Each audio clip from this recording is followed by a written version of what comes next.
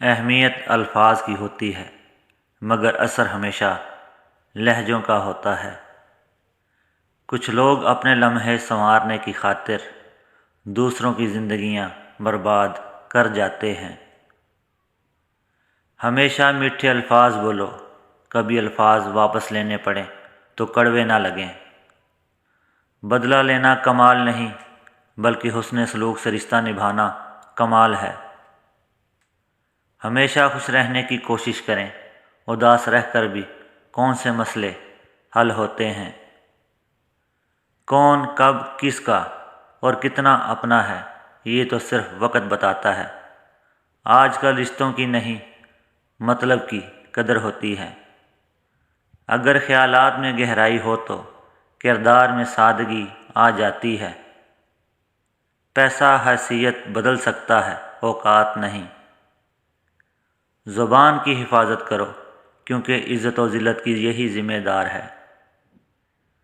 مجھے بہت ڈر لگتا ہے ان لوگوں سے جو باتوں میں مٹھاس اور دل میں زہر رکھتے ہیں۔ عقل مند سوچ کر بولتا ہے، بے وقوف بول کر سوچتا ہے۔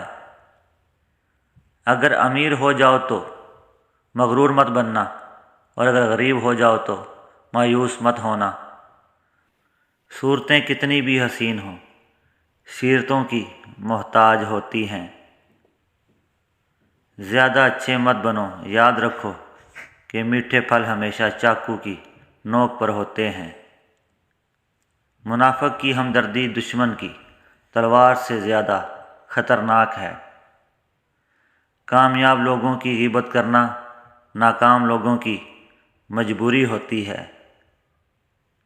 زندگی کو سادہ اور خیالات کو بلند رکھو۔ اچھی بات غور سے سنو، کہنے والا خواہ کوئی بھی ہو۔ شرطوں پر محبت نہیں، تجارت ہوتی ہے۔ نسل اچھی ہو تو انسان دھوکہ نہیں دیتا۔ نفرت والے دل میں اللہ نہیں آ سکتا۔ اگر غصہ آ جائے تو درود شریف پڑھو، غصہ ختم ہو جائے گا۔ نوکری خاندان پالتی ہے جبکہ کاروبار نسلیں سنبھالتا ہے۔ جن کا نام ایس سے شروع ہوتا ہے ان کے لیے 2023 کا سال بہت اہم ہے۔ ان کو چاہیے دل سے زیادہ دماغ سے سوچیں اور ہر ایک پر بھروسہ نہ کریں، اور سورہ فلق کی آخری آیت 33 مرتبہ صبح اٹھتے ہی پڑھا کریں۔